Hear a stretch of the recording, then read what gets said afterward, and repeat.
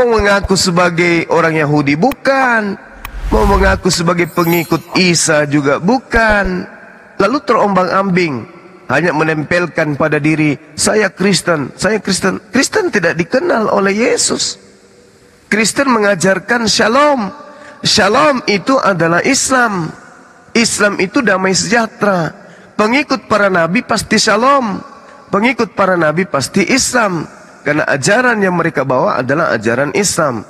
Apa itu ajaran damai sejahtera? Makanya di dalam Lukas 24, di data nomor 36, Yesus mengatakan, Shalom alaihim, Islam untuk kalian semua. Damai sejahtera untuk kalian semua.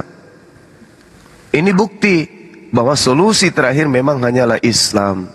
Jadi kalau ibu ingin mendapatkan panduan menuju kepada Tuhan pencipta dan bumi, ya Islamlah jalan satu-satunya. Gak ada jalan lain. Kalau dikatakan Kristen tidak mungkin. Kenapa? Di dalam Matius 15 nomor 24, Yesus sendiri mengaku, aku diutus hanya kepada domba yang sesat dari Bani Israel. Domba itu adalah keturunan Yakub. Bisa kita lihat di dalam Yeremia 50 nomor 17, yang disebut domba itu adalah keturunan Yakub. Yeremia 23 nomor 2, yang disebut domba itu adalah keturunan Yakub. Keturunan Yakub diberikan ketetapan hukum-hukum, tapi ketetapan dan hukum-hukum itu hanya berlaku kepada mereka. Mazmur 147, kemudian Ulangan 33 nomor 4, kemudian Yeremia 31 nomor 31 sampai 36. Ketetapan-ketetapan yang datang kepada Nabi Musa alaihissalam semuanya hanya untuk Bani Israel, bukan untuk Ibu Vina, bukan untuk Bang Suma, bukan untuk orang Islam dan Kristen. Tetapi ketetapan-ketetapan dalam hukum Taurat Perjanjian Lama hanya merupakan hak milik Bani Israel saja. Kita bukan Bani Israel. Ada orang yang bukan Bani Israel di Matius 15 datang ngemis-ngemis kepada Yesus. Yesus, tolong sembuhkan anakku. Yesus, tolong sembuhkan anakku. Ini seorang perempuan ngemis-ngemis ke Yesus hanya sekedar untuk disembuhkan anaknya, bukan untuk diselamatkan, diberikan hidup kekal, sekedar untuk disembuhkan. Karena ibu ini bukan orang Yahudi. Dia tahu, dia paham Yesus ini bisa menyembuhkan penyakit. Bahkan Yesus bisa membangkitkan orang mati. Tapi apa kata Yesus? Dia sampaikan ke muridnya, usir wanita itu. Dari tadi dia teriak-teriak. Wanita itu kemudian datang ke hadapan Yesus, bersujud menghormat. Apa kata wanita itu? Tuhan, sembuhkan anakku. Apa kata Yesus? Tidak pantas roti yang disiapkan untuk anak-anak Bani Israel diberikan kepada, mohon maaf, diberikan kepada guguk. Yesus memanggil orang yang percaya kepadanya bisa mengobati, tetapi bukan Bani Israel dengan panggilan guguk. Andaikan kita hidup pada masa itu, andaikan Ibu Vina hidup sama Yesus, ibu bukan Bani Israel, mau ikut kepada Yesus, ibu dipanggil guguk oleh Yesus. Apa kata ibu itu di Matius 15 nomor 23? Nomor 23. Benar ibu. Benar Tuhan. Tetapi bukankah guguk makan roti, makan remah-remah, makan sampah yang jatuh dari meja tuannya? Wanita itu mengatakan, betul, aku memang guguk. Tapi bukankah guguk itu makan sampah yang jatuh dari sisa-sisa makanan yang berasal dari meja majikan? Apa kata Yesus? Betul imanmu ibu, jadilah seperti apa yang kamu inginkan. Yesus mengiyakan wanita di luar Yahudi itu adalah guguk, adalah budak, pemakan sampah yang jatuh dari meja Yahudi. Sehingga dia katakan Yesus, benar ibu, jadilah seperti apa yang engkau inginkan. Anaknya seketika sembuh. Itu aja. Sembuh anaknya, tetapi tidak diberikan jaminan hidup kekal. Karena jaminan hidup kekal hanya berlaku kepada muridnya Bani Israel. Lah, Bu Vina bukan Bani Israel. Iya Bang Sumat, tapi Bu Fina percaya dia adalah juru selamat. Ada sekelompok manusia kemudian di dalam Matius 21, Matius 7 data nomor 1, 22 nomor 23, orang memanggil Yesus dengan panggilan Tuhan. Tuhan Yesus, Tuhan Yesus, tolong kami Tuhan Yesus. Apa kata Yesus?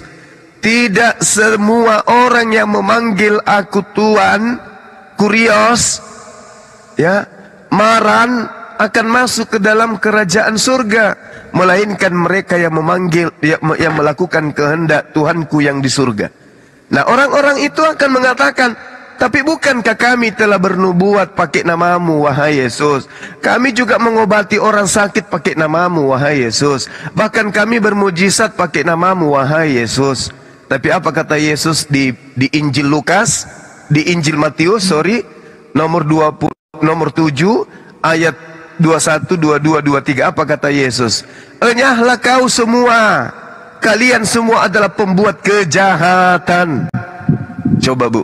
Jadi pendeta-pendeta, pastor-pastor yang memanggil Yesus Tuhan sampai mereka bisa mengobati orang sakit, kata Yesus, enyahlah kalian semua, aku tidak mengenal kalian, kalian itu semua adalah pembuat kejahatan. Ini tertulis di kitab Ibu. Lalu di mana perginya orang yang berbuat kejahatan setelah diusir oleh Yesus? Ibu bisa baca di Matius 13 ayat 50. Di situ dikatakan orang jahat itu dilemparkan ke dalam neraka. Nah, gimana ceritanya ini? Ya, ini namanya cinta bertepuk sebelah tangan. Ibu memanggil Yesus Tuhan, tapi Yesus justru mengusir. Enyahlah daripadaku, kalian ini adalah pembuat kejahatan. Kenapa orang-orang Kristen dianggap pembuat kejahatan? Satu, mereka bukan Bani Israel, ngaku-ngaku Israel rohani. 2, mereka tidak pernah diajarkan menyembah kepada anak Maria, mereka menyembah anak Maria. 3, mereka mengatakan hukum Taurat itu adalah sudah dibatalkan.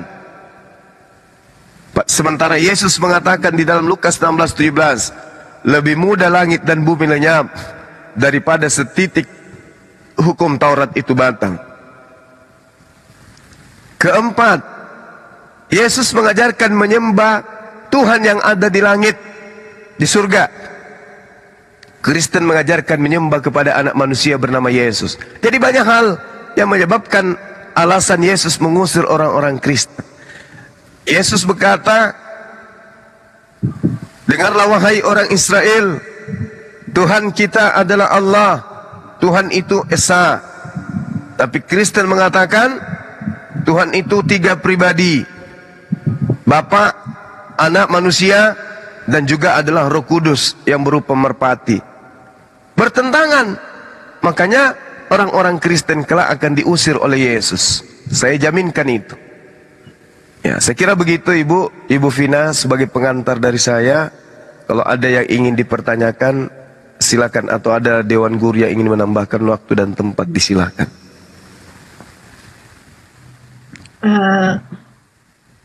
Bang, saya mau tanya, kalau di Kristen itu kan kita ada semacam perjamuan kudus setiap bulannya kalau di Pantekosta. Iya. Kalau di Katolik itu setiap hari besar Isa Al-Masih saja. Itu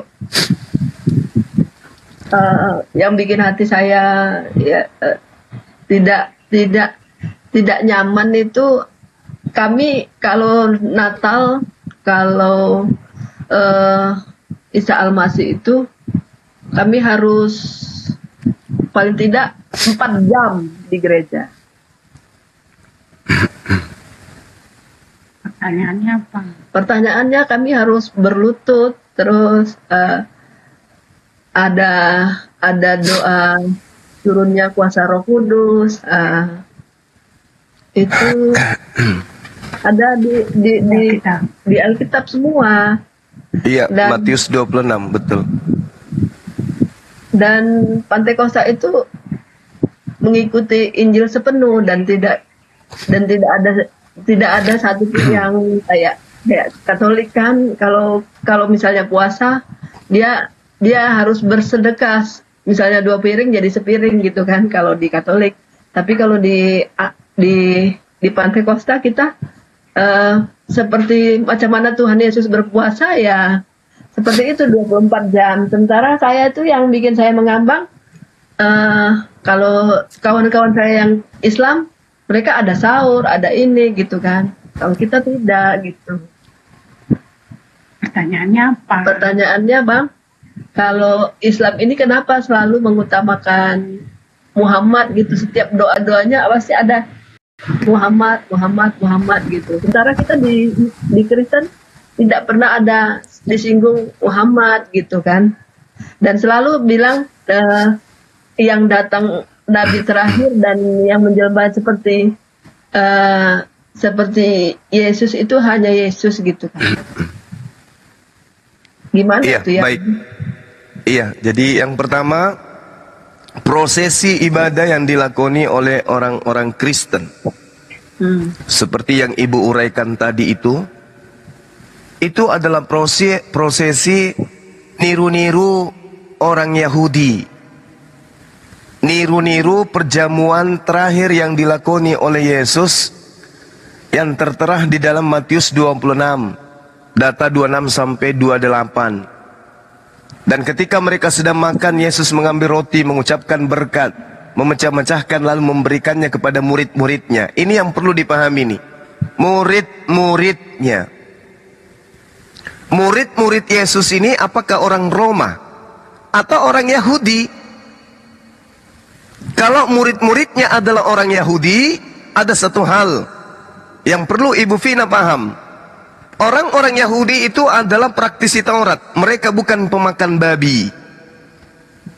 Mereka bukan penyembah Yesus. Mereka bukan orang yang tidak bersunat. Mereka semuanya adalah Bani Israel. Di dalam Yohanes 10 nomor 27, aku mengenal muridku, muridku mengenal aku, mereka mendengarkan aku dan mengikuti aku. Murid-murid Yesus tidak pernah beriman kepada ada Tuhan mati dibunuh di atas tiang salib secara terkutuk. Ini kamuflase, meniru-niru ajaran Yahudi, tapi yang mengenakkan saja yang ditiru, yang tidak enak tidak ditiru. Coba, yang dimaksud darah di sana adalah anggur, yang dimaksud daging di sana adalah roti. Tapi kalau di Kristen enggak, sekte apapun itu, yang dimaksud darah di sana adalah benar-benar darah Yesus yang tumpah di atas tiang salib. Yang dimaksud roti adalah benar-benar dagingnya Yesus yang ditombak di atas tiang salib. Apakah sama dengan ajaran Yesus? Demikian itu? Tidak. Jadi apa yang dilakukan teman-teman kita itu hanya kamuflase aja, supaya nampak kelihatan seperti pengikut, tetapi sungguh yang dilakoni oleh Yesus dengan murid-muridnya sebagai praktisi Torah adalah mereka tidak akan mungkin melakukan perjamuan suci kalau hadir di sana pemakan babi, hadir di sana orang tidak bersunat, hadir di sana bukan Bani Israel, hadir di sana penyembah Yesus. Itu bukan perjamuan kudus. Perjamuan kudusnya orang Yahudi, pertama, sebelum mereka masuk ke bait suci, mereka harus mandi tahir. Kalau di Islam disebut mandi junub. Sebelum mereka masuk kemudian di tempat suci, mereka berwudu, mencuci tangan, mencuci muka, mencuci kaki. Kristen melakukan itu? Kagak. Kristen masuk ke rumah ibadahnya tidak melepaskan sendal, tidak melepaskan sepatu, yang dilepaskan adalah otaknya. Sehingga ketika dia masuk ke dalam tempat ibadah mereka, manggut-manggut aja terus, manggut aja terus. Apa yang pendeta katakan, manggut aja. Yang penting perpuluhan lancar. Lepaskan sendal, lepaskan kemudian alat kaki, masuk ke rumah ibadah. Itu adalah tradisi ritual orang Yahudi dan juga Islam.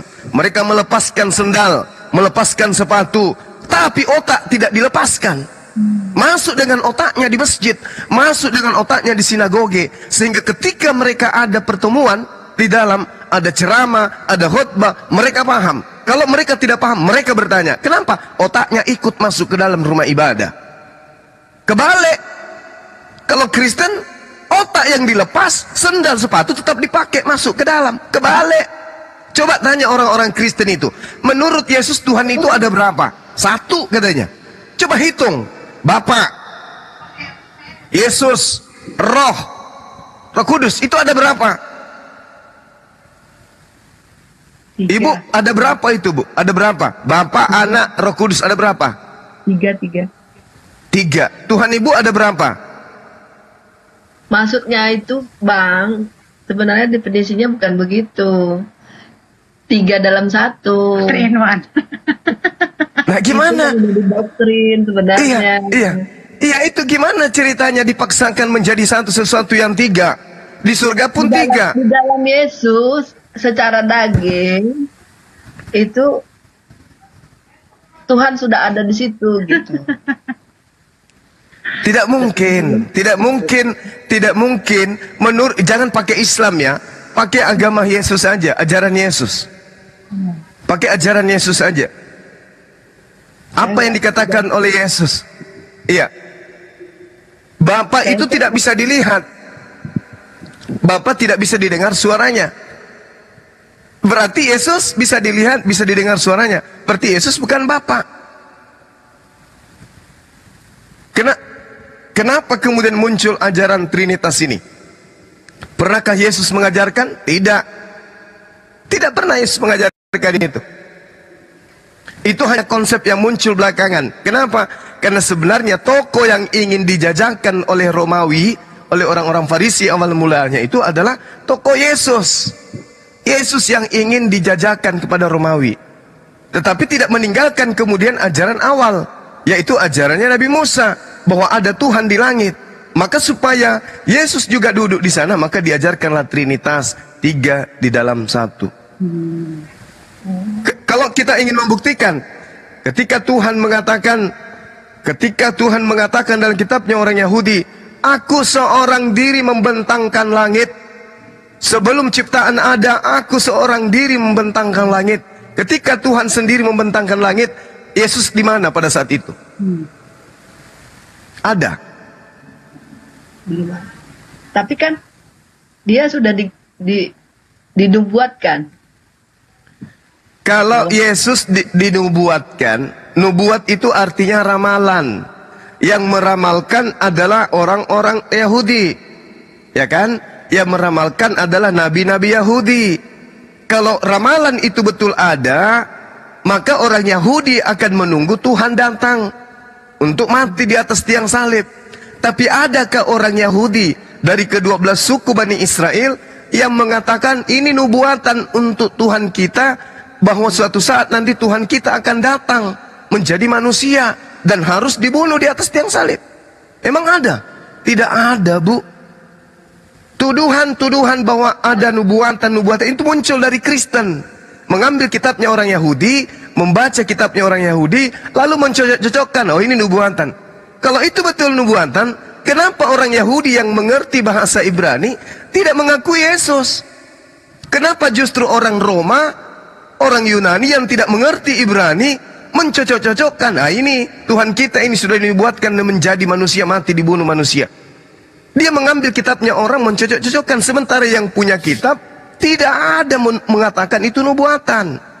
Ibu harus pahami, kematian Yesus di atas tiang salib itu bukan oleh karena perintah Tuhan, bukan karena nubuatan, melainkan kematian Yesus di atas tiang salib oleh karena adanya kesaksian-kesaksian palsu imam-imam Yahudi, rabi-rabi Yahudi, disebabkan karena pengaruh Yesus pada masa itu sudah semakin kuat terhadap Bani Israel. Jemaat-jemaat yang ada pada saat itu ketika Yesus datang berdakwah lebih cenderung ikut kepada Yesus, meninggalkan bait suci, sehingga imam-imam merasa terancam, penghasilannya semakin kurang, sebab semakin banyak orang yang tidak membayar perpuluhan, dikarenakan mereka lebih cenderung ikut kepada Yesus. Mana datanya? Saya bacakan. Lukas 23 nomor 2. Musiknya dikerasin lagi, Bang. Di situ mereka mulai menuduh Yesus. Mereka berkata, kami dapati Yesus ini menyesatkan rakyat. Yesus menghasut orang supaya jangan membayar pajak kepada kaisar. Sebab katanya Yesus adalah Kristus, seorang raja. Kita baca di dalam Yohanes 11 nomor 45. Ibu silakan buka Yohanes 11 45. Banyak di antara orang-orang Yahudi yang datang melawat Maria dan yang menyaksikan sendiri apa yang telah dibuat Yesus kepadanya. Tetapi ada yang pergi kepada orang-orang Farisi dan menceritakan kepada orang Farisi apa yang telah dibuat Yesus itu.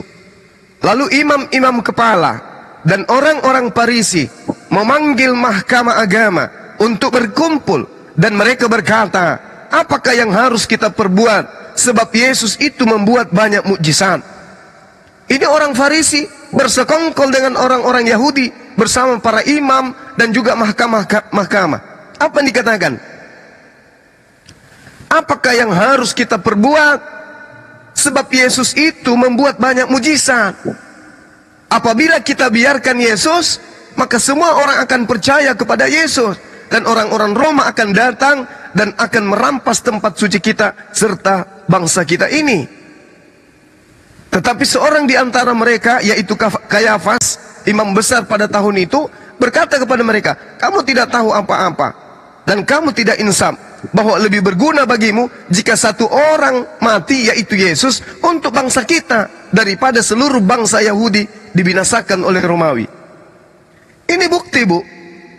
Bukti bahwa mereka bersekongkol untuk menangkap Yesus, bersekongkol untuk membunuh Yesus, supaya Yesus itu mati. Kenapa? Karena orang-orang Yahudi sudah lebih banyak terpengaruh ikut Yesus dan meninggalkan bait suci, sehingga mereka tidak bayar perpuluhan. Sehingga ini ancaman. Kalau orang-orang Yahudi semua tidak lagi bayar pajak kepada imam, tidak ada setoran lagi ke kekaisaran, orang Roma bisa datang menghabiskan mereka. Ini fakta di dalam kitab Ibu. Jadi penyaliban terhadap Yesus itu disebabkan karena faktor politik, bukan karena faktor keselamatan. Gak ada nubuatan-nubuatan, gak ada. Ibu baca di dalam Matius 27:18. Apa kata Pilatus? Yesus ini benar-benar tidak memiliki kesalahan. Pilatus memang mengetahui bahwa mereka telah menyerahkan Yesus karena dengki, karena iri, karena cemburu, karena faktor ekonomi, karena faktor politik, bukan karena ada unsur nubuatan. Gak ada nubuatan itu. Yesus ditangkap itu karena unsur politik murni. Coba baca di dalam Matius 22:26 nomor 59. Imam-imam Yahudi, bahkan seluruh mahkamah-mahkamah yang ada, bersekongkol untuk membuat kesaksian-kesaksian palsu agar Yesus ditangkap, agar Yesus dibunuh. Kesaksian palsu yang menyebabkan Yesus ditangkap. Kebohongan yang menyebabkan Yesus ditangkap. Kenapa dia ditangkap? Karena dia merupakan ancaman kepada orang-orang Yahudi. Karena orang-orang Yahudi yang banyak tidak lagi aktif di tempat ibadah, sehingga mereka tidak lagi membayar pajak. Ini jadi tidak ada alasan bahwa Yesus itu disalib karena nubuatan. Gak ada. Yesus disalib karena kesaksian-kesaksian palsu. Di dalam Keluaran 23 nomor 7 perintah Tuhannya jelas, jangan kamu membunuh orang yang tidak bersalah. Yesus apa punya kesalahan? Tidak ada kesalahannya Yesus. Kenapa dibunuh? Sementara Tuhan melarang. Dibunuh karena unsur politik, bukan dibunuh karena unsur perintah dari Tuhan. Yesus di dalam Matius 19 ketika ditanya oleh seorang pengikut, wahai guru, seperti apa caranya kami bisa mendapatkan hidup kekal? Apa kata Yesus? Jika engkau ingin memperoleh hidup yang kekal, laksanakan segala perintah-perintah Allah. Orang itu bertanya, apakah perintah Allah itu yang harus kami lakukan, wahai guru? Yesus menjawab, jangan kamu membunuh.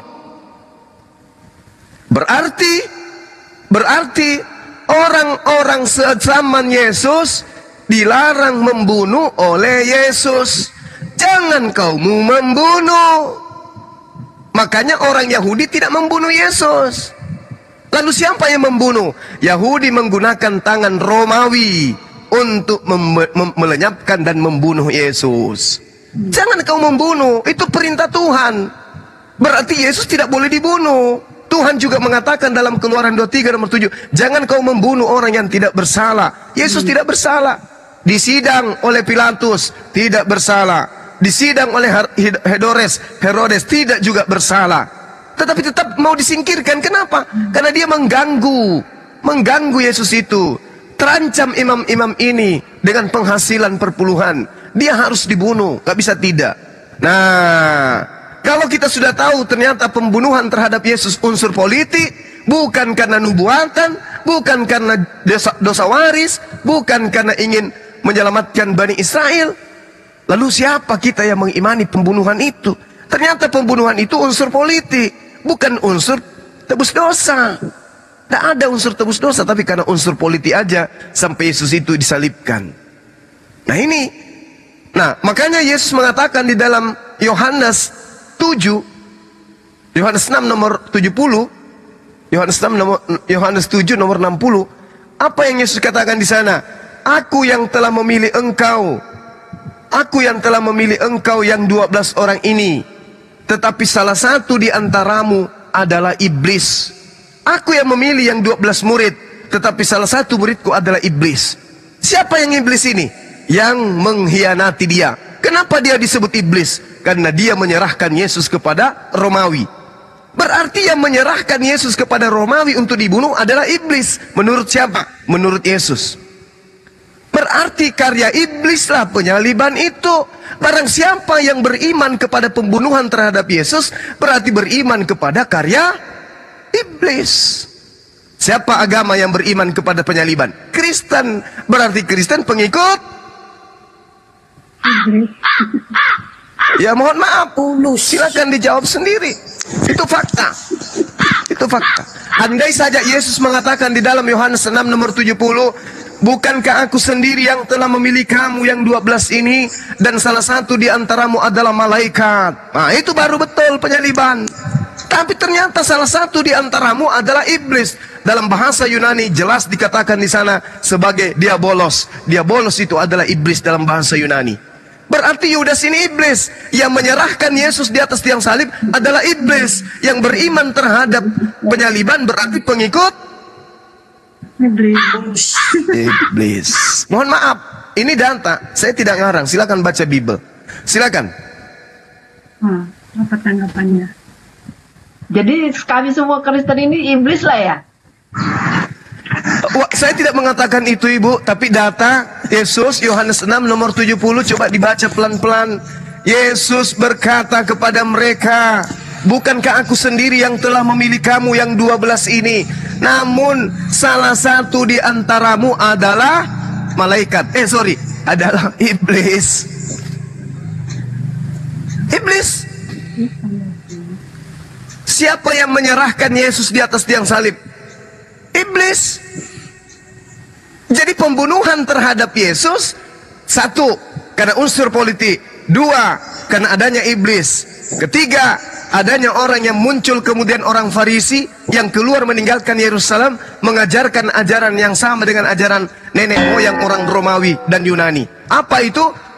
Ajaran yang mempercayai dewa nusul ke bumi menjadi manusia sebagai juru selamat, mati di salib demi untuk menebus dosa-dosa manusia. Itu sudah diajarkan oleh Hinduisme, paganisme. Ada Trimurti, itu sama. Brahma nusul ke bumi menjadi putra dewa bernama Krishna. Habis Krishna terangkat lagi ke Nirwana, muncul lagi dewa Siwa. Siwa itu roh. Sama dengan ajaran Kristen. Brahma dalam bahasa Yunani father atau father. Kemudian muncul anaknya. Kemudian anaknya bernama Horus. Setelah Horusnya terangkat, ada lagi roh. Ini sama persis. Sementara penyaliban terhadap Yesus itu adalah cikal bakal dari karya iblis itu sendiri. Satu. Yang kedua, betapa banyak iblis memberikan pesan di dalam kitab ibu bahwa Yesus itu adalah anak Tuhan, anak dewa. Ya. Yang ketiga, di dalam Markus 5 ada orang kerasukan setan. Di Markus 5 ada orang kerasukan setan, begitu melihat Yesus, dia lari menyembah Yesus. Jadi orang kerasukan setan ini ketika melihat Yesus lari menyembah Yesus. Bang, jadi kalau hari ini aja ya Bang ya, ini baterainya udah habis. Oke, baik. Nanti dia dengerin aja ya Bang.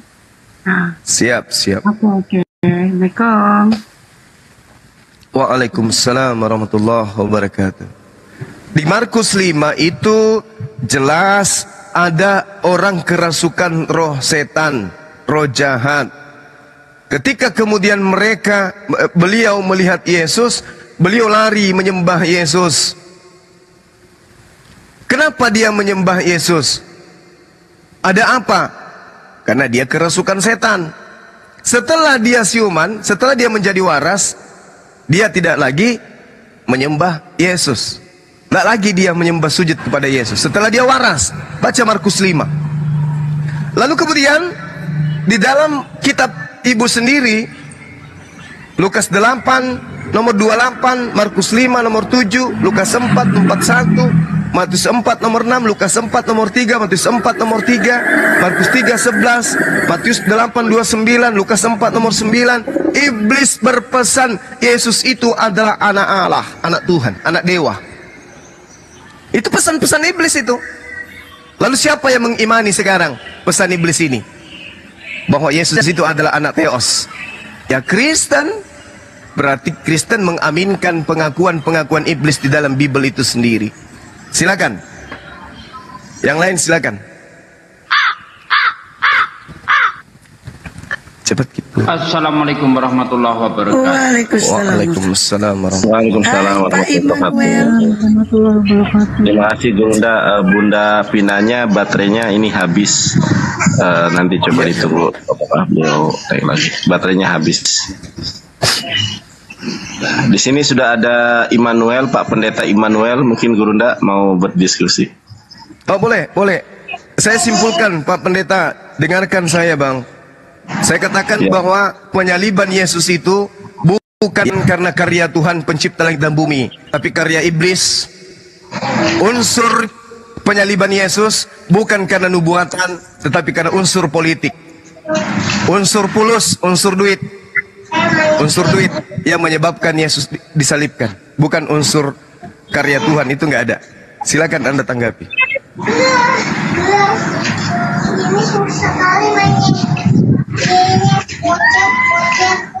Siang.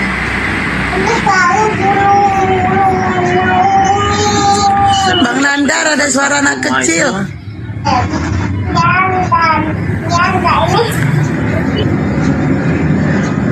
Saya mendengar penjelasan Bang Juma. Pelan kali suaranya Bang. Belum serapan ya? Tidak, saya mendengar penjelasan Bang Juma tadi itu. Apa yang dijelaskan, narasi yang dia jelaskan itu, saya rasa itu kan hanya asumsi dia saja kan. Asumsi Bang Juma saja itu. Pemikiran data, dia. Bang, data. Bang Juma bawa data. Bang Juma. Bapak seorang pendeta, saudara pendeta. Kalau pendeta tolong kasih data dong biar jemaat tercerahkan. Kalau untuk menjawab hal-hal ini, saya tidak perlu data karena yang saya lawan itu cara berpikir. Gak bisa. Orang beriman itu harus pakai data, Pak. Amsal 3 nomor 5, berpeganglah kepada firman Tuhan. Jangan berpegang kepada asumsi pribadi. Datanya begitu. Ada datanya mengatakan begitu. Gini maksud saya. Amsal 3 nomor 5, berpeganglah kepada firman Tuhan. Jangan berpegang kepada prinsip pribadi. Dengar dulu. Anda bisa apa yang mau didengar kalau cuma asumsi? Ya. Karena di dalam Kristen juga bidat itu menguasai ayat, tapi dia tidak memahami pikiran. Yang dia pakai pikiran manusia, bukan pikiran Alkitab. Banyak bidat-bidat di Kristen. Kalau pikiran Bible, pasti saudara bisa menunjukkan data. Mana datanya? Oh, enggak. Yang Anda katakan itu semua sudah data. Yang Anda katakan tadi. Nah, bantahannya mana? Betul. Saya mengatakan kepada saudara, penyaliban Yesus itu adalah unsur politik. Ya. Nah, itu yang mana data Anda? Itu yang saya bantah. Silakan kasih data kalau bukan unsur politik. Unsur politiknya di mana saya tanya? Oke, Matius 26 nomor 59. Dengarkan, Anda diam, biar saya ajarin. Saya ajarin. Diam. Saya ajarin. Anak kecil, diam, saya ajarin. Matius 26 59. Dengarkan. Biar saya ajarin. Jangan karena perpuluhan Anda menghalalkan segala cara, oke? Diam. Imam-imam kepala, dengarkan. Imam-imam kepala, malah seluruh mahkamah agama loh. Mereka ahli Taurat, mereka ahli Yesaya. Ini dalil. Imam-imam kepala, malah seluruh mahkamah agama. Dengarkan, mencari kesaksian palsu. Dengar, mencari kesaksian palsu terhadap Yesus supaya Yesus dapat dihukum mati. Betul kan? Pertanyaannya, apakah penyaliban itu politik? Politik jelas Kesaksian palsu dong. itu apa? Saya tanya dulu. Kesaksian palsu itu apa? Kesaksian palsu, kesaksian yang dibuat-buat yang tidak berdasar terhadap fakta yang sesungguhnya. Saya mengatakan begini. Hadapi saya dengan ilmu, Bung. Hadapi saya dengan ilmu. Jangan dengan remah-remah. Mana beliau? Jangan kabur dong. Mana sih? Jangan kabur. Baru satu detik. Ini makanan saya ini. Kalau pendeta makan saya, kalau Jumat-Jumat itu kasihan cuman korban. Ini yang pendeta-pendeta kayak gini yang harus diajarin, ditatar. Kalau jemaat itu cuman korban. Ayo naik lagi. Lapar. Songong. Naik lagi Bang Jumat, lapar. Gak usah buka kamera, Bung, supaya jaringan Anda itu bagus dan supaya Anda tidak dipermalukan jemaat. Gak usah buka kamera.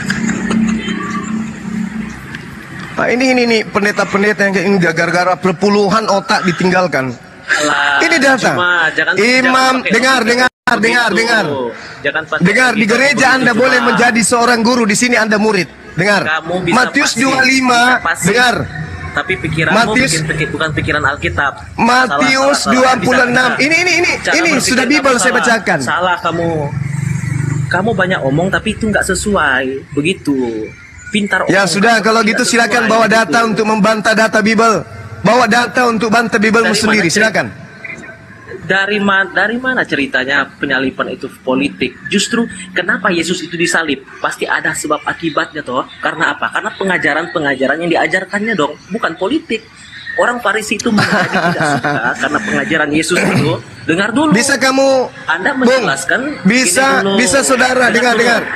Anda mau mencoba menjelaskan iman yang Anda tidak imani. Kan omong kosong. Oh, salah Anda, salah. Omong kosong apa? Saya mengimani kitab Anda ini bukan firman Tuhan, makanya saya sampaikan ke Anda. Anda sendiri melawan Bible, kan lucu. Pendeta melawan Bible. Anda boleh pakai narasi Anda yang hebat di TikTok, tapi ini Bible. Ini data. Anak bau. Ini data anak bau ini. Pikiranmu. Anak bau ini data. Kamu pakai apa, Bu? Itu pikiran. Pendeta unyu-unyu Anda pakai apa? Anda kan memaksa. Anda apa? Saya pakai Bible, kamu pakai apa? Gak bisa. Bang Suma pakai Bible, kamu pakai apa? Anda pakai Bible. Saya mau bilang ya. Bidat di Kristen. Saya pakai Bible. Anda pakai apa? Bidat. Ya, Anda sendiri pakai apa? Penyesat di Kristen pun pakai Anda Bible sendiri juga, pakai apa? Membantah Bible dengan pakai apa? Sudah. Baju daster. Sudahlah Juma. Yesus dengar dulu. Baju daster. Dengar dulu Juma. Dengar dulu Juma. Jangan-jangan Anda ini ahli Taurat juga. Oh iya, betul. Jangan-jangan Anda ini ahli Taurat zaman lalu. Betul. Saya ahli dalam menerangkan kitabnya orang Yahudi yang Anda plesetkan. Betul. Anda mau belajar gratis sama saya? Mau belajar gratis sama saya, boleh? Makanya Yesus bilang keturunan ular beludak itu ahli Taurat. Nah, saya bukan Bani Israel. Yang menciptakan agama Kristen itulah Bani Israel. Yang menciptakan agama Anda itu Bani Israel. Orang Farisi yang salah. menciptakan agama Salah. Anda.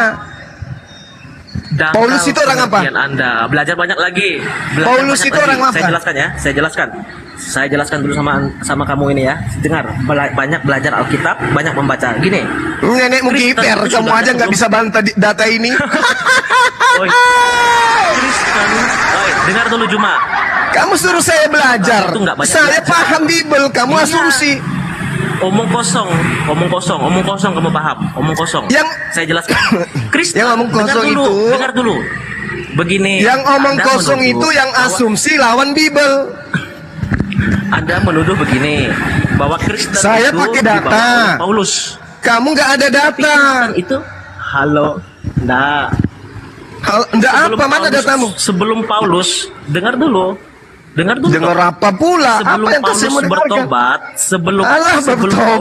bertobat, Apa pula sudah bertobat? ada pengikut Yesus. Iya betul, murid-muridnya. Nampak ya? Murid-muridnya Sekarang- Yesus sekarang begini. yang dibantai habis oleh Paulus Kalau pendiri agama Kristen. Saya korek, Apa? otakmu itu dangkal. Otakmu dangkal. Ya.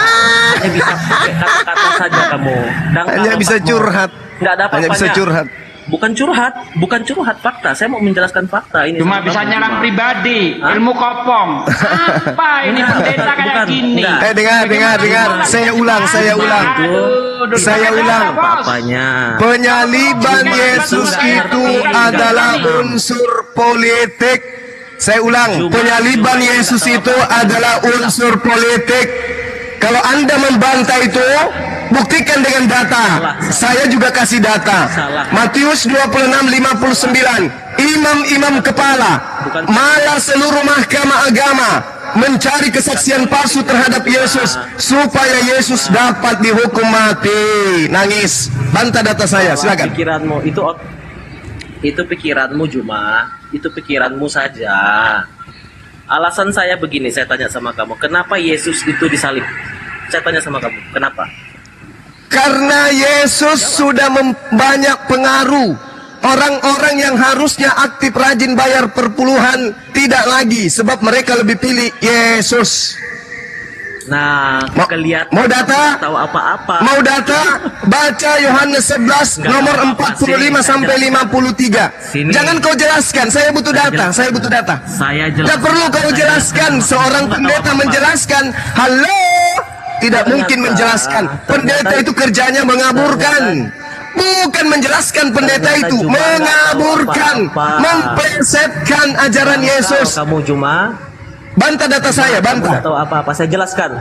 Jangan kau jelaskan. Saya tidak butuh dari seorang Saya bantah. pendosa. Saya Tidak butuh bantah. penjelasan dari penipu. Oh. Tidak butuh penjelasan. Menghakimi Saya manusia. bukan jemaatmu yang bisa Dengar kamu dulu. tipu. Saya butuh Dengar data. dulu. Bantah data saya.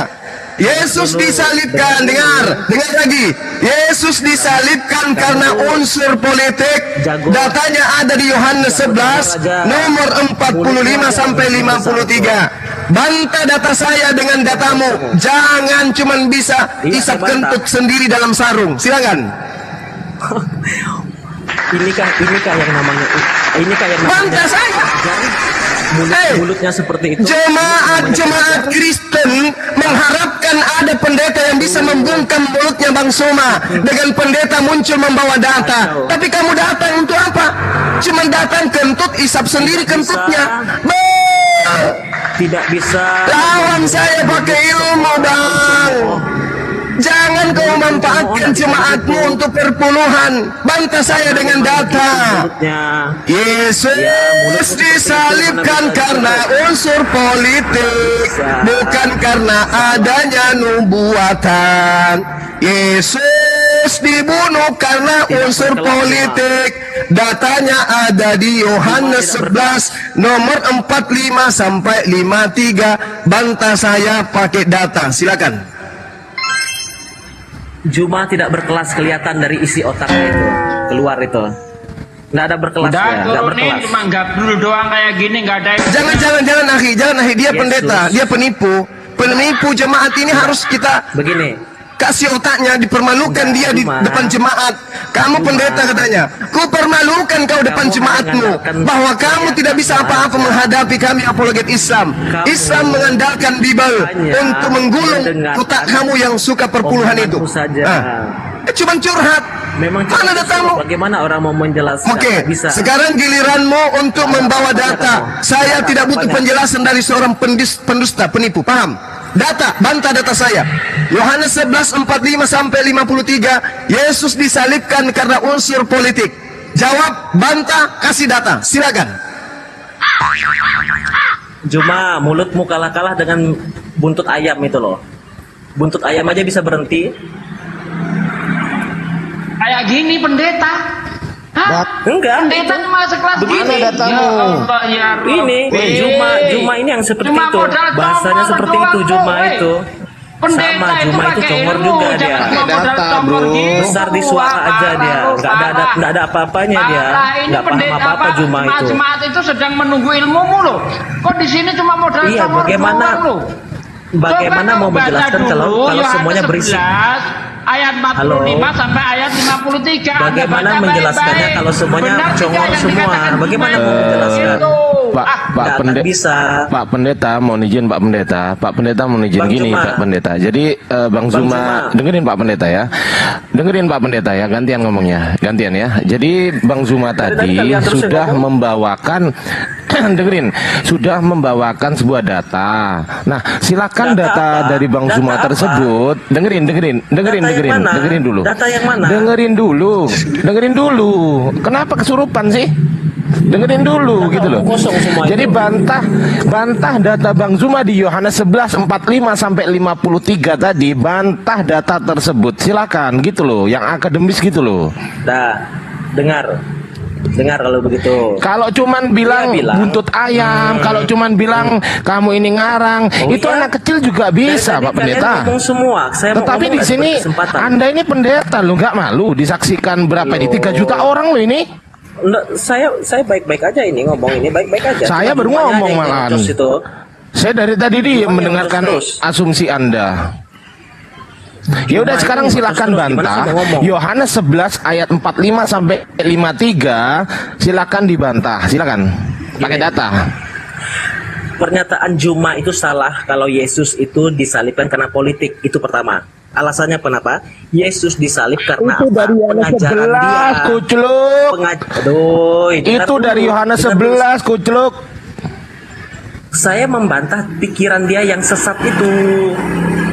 Ngapain saya bantah dulu yang masalah-masalah ininya, datanya, pikiran dia sudah Pak Pendeta sudah baca Yohanes 11 belum? Pak Pendeta sudah baca Yohanes 11:45 belum? Dengar dulu. Sudah belum? Cuma itu bilang. Enggak, pertanyaan simpel. Udah baca Yohanes 11:45 sampai 53 belum? Enggak, saya kejar. Loh kok enggak? Saya kejar pernyataan Juma itu. Saya kejar pernyataan Juma itu. Disuruh baca kok. Jawab. Pertanyaan Bang Zuma tadi bilang Yohanes 11 ayat 45 sampai 53. Nah, pertanyaan saya, apakah Pak Pendeta sudah baca ayat-ayat itu? Dia menjelaskan. Sudah baca belum? Dia menjelaskan begini, Juma itu menjelaskan. Silakan Gurunda. Bahwa katanya. Monitor Gurunda. Biar beliau bicara dulu, ngarang bebas. Silakan. Kamu bebas bicara. Sampainya saya temukan ada data yang bisa kau pakai untuk membantah data saya. Silakan. Bagus. Oke. Yang pertama, Anda kurang banyak belajar Alkitab. Makanya pernyataan yang keluar itu adalah asumsi Anda, tuduhan Anda. Alasan kenapa Yesus disalib itu jelas karena ajaran dia. Bahkan dia mengatakan bahwa aku anak Allah. Dia menyamakan diri dengan Allah. Itu yang membuat orang Farisi itu menyalibkan dia. Tidak ada unsur politik. Omong kosong apa Anda? Dari mana Anda punya pikiran seperti itu? Baca baik-baik Alkitab. Nah itu dulu. Saya tidak mau terlalu menghabiskan energi saya untuk cara berpikir yang falasing begini ya. Cara berpikir yang mana datamu? Mana datamu, pendeta? Pendeta bau, mana datamu? Mana datamu? Yesus disalib karena menyamakan diri yang Tuhan. Mana datamu? Silakan. Baca baik-baik Alkitab itu. Baca baik-baik Alkitab itu. Makanya Anda jangan sok untuk menjelaskan iman agama lain. Anda jangan sok pandai. Kenapa terancam perpuluhan dengan adanya Bang Suma? Terancam. Kenapa terancam perpuluhan saya gitu? Nggak ada urusan dengan perpuluhan itu. Nggak ada Lah urusan. pendeta kan perpuluhan. Nggak ada urusan. Alah, jangan munafik kamu. Bukan. Tuh, Jangan pendeta itu perpuluhan pendeta itu dong. hidup dari tangan Tuhan, dari penyediaan Weh, Tuhan. tangan Nah, Tuhan bukan dari jemaat, Itu tangan jemaat sesat, dibilang tangan tidak. Tuhan. Iya. Bantah saya, bantah data saya, jangan cuma curhat. Anda Bantah data saya, jangan cuma curhat, silakan. Anda nggak tahu apa-apa tentang kekristenan, jangan banyak bicara. Anda nggak tahu apa-apa tentang kekristenan kok. Kenapa kalian mau salibkan Bang Suma juga? Kekristenan Anda sendiri Supaya nggak kalian paham. bisa menyesatkan jemaat. Enggak, ngapain? Hah? Apa faedahnya? Nggak ada artinya. Makanya Nggak ada saya artinya. minta Yesus mana itu mati, datamu Yesus membantah itu data sudah saya. Di dalam Sudah, kitabmu sudah, sendiri, saya Matius sudah 27:18, Saya sudah Yesus bantah itu. diakui oleh Pilatus bahwa Bukan orang-orang karena Yahudi politik. menyerahkan Yesus karena dengki. Matius 27:18. Bukan politik toh? Dengki. Bukan politik. Ini dengki. Ini Anda dengki bilang politik ini. Jelas Politik karena itu, politik. politik kan? Mereka kalah. Kosong. Mereka kalah. Kalau sudah ada kesaksian-kesaksian Nggak bisa palsu, bedakan. Nggak bisa bedakan. pendeta, Nggak bisa bedakan. pendeta hoax. Nggak bisa Kalau bedakan sudah ada mana kesaksian-kesaksian politik, mana palsu, yang ajaran. berarti itu adalah bisa unsur membedakan. politik. Mana yang politik? Kalau ada kesaksian palsu berarti ada Saya unsur tanya. politik. Politik Saya itu tanya. siasat. Politik dulu, itu siasat. Imam-imam Yahudi, Politik mahkamah aja Anda Yahudi nggak paham. membuat siasat agar Yesus bisa disalibkan. Itu namanya politik. Kucluk, pendeta, Bukan politik. pendeta. Bukan Ganti aja politik namamu, itu. pendesta. Bukan politik. Pendesta Immanuel. Nggak paham Jangan kamu. pakai pendeta, pendesta. Nipu jemaat. Juma. Kamu Pendusta. nggak ada apa-apanya. Bukan pendeta. Lah, Pendusta. pendusta kamu itu, pendusta Immanuel STT. Hai. Lawan saya pakai ilmu, Bang. Kamu tuh, aduh, hai. Kamu cuma bisa curhat. Kamu dipermalukan di depan jemaat. Nggak ada apa-apanya. Ya, kamu kualitasmu gimana? Kamu sendiri kualitasmu apa? Cuman curhat. Kamu nggak mengerti Bible. Kamu nggak paham Bible. Kamu nggak ngerti iman Kristen. Loh, saya kasih data. Kacau, Juma. Saya kasih data. Malah saya katakan unsur politiknya sampai Yesus disalibkan. Apa bantahanmu? Apa bantahanmu? Curhat. Juma. Bantahannya begini. Bidat juga dia pakai data. Bidat. Nah, itu ya. Nabi palsu pakai data, bidat pakai data. Jadi data yang Anda sampaikan tidak menjamin bahwa Anda Nggak ada paham. pendeta yang pinter apa ya? 15 Seperti tahun kita itu. cari pendeta belum pernah Nggak ketemu yang paham. pinter ya. Iya betul. Enggak. Yang ada cuma penjual saya. Enggak ada apa-apanya gimana? Cara berpikirmu salah itu. Gimana? Kamu salah pikiranmu. Waduh. Ini tolong di mute ini anak-anak. Enggak ada apa-apanya. Jadi saya mau katakan begini, Juma itu dia berpikir dengan pikiran dia sendiri. Dia memaksakan pikirannya dan dia masukkan dengan menggunakan dalil-dalil Alkitab dan itu berbahaya. Anda akan mendapatkan hukumannya begitu, memutar balikan kebenaran. Memang berbahaya Hati-hati loh, percuma untuk Juma. Kristenan. Ya memang berbahaya.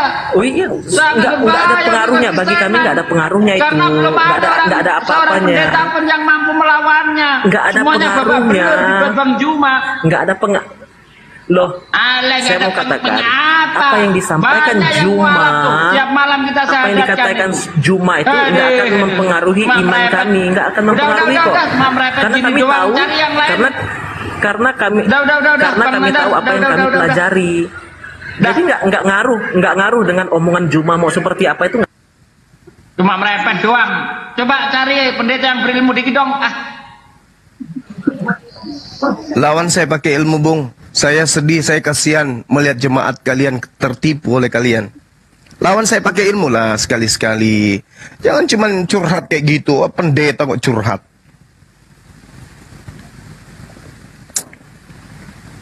Ada nggak nih yang berisi sedikit dari gereja nih?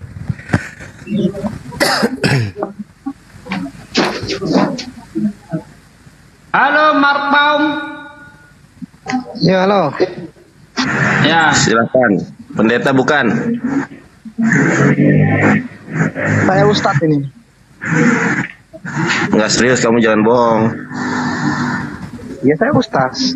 Nama saya Ustadz. Silakan dicek, dites ngajinya Ustadz Sugi. Katanya Ustadz dia. Al-Fatihah dulu. Ya, Al-Fatihah. Udah itu.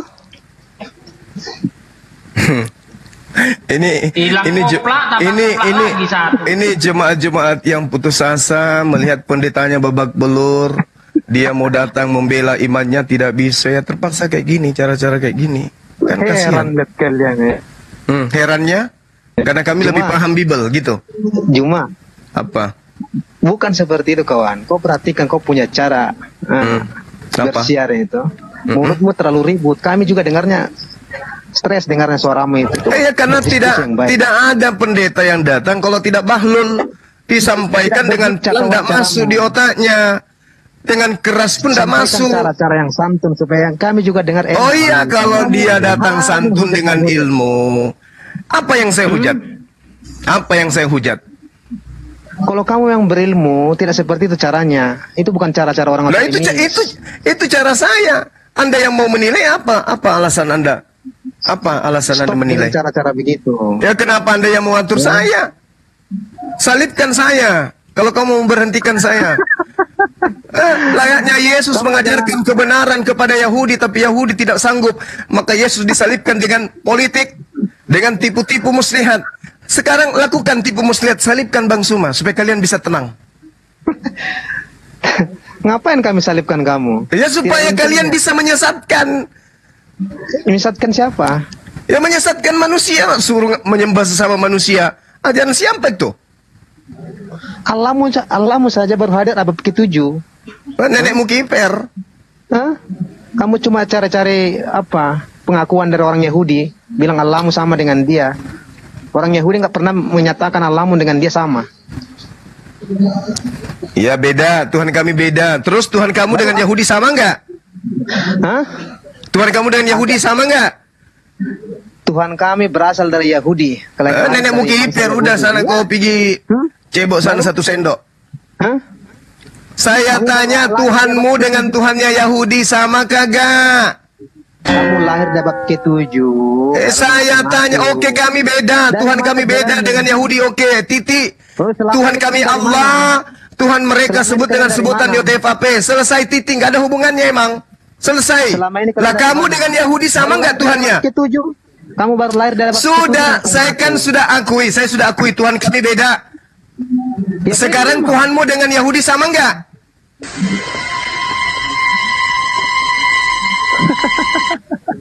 Ketawa dia. Nggak malu.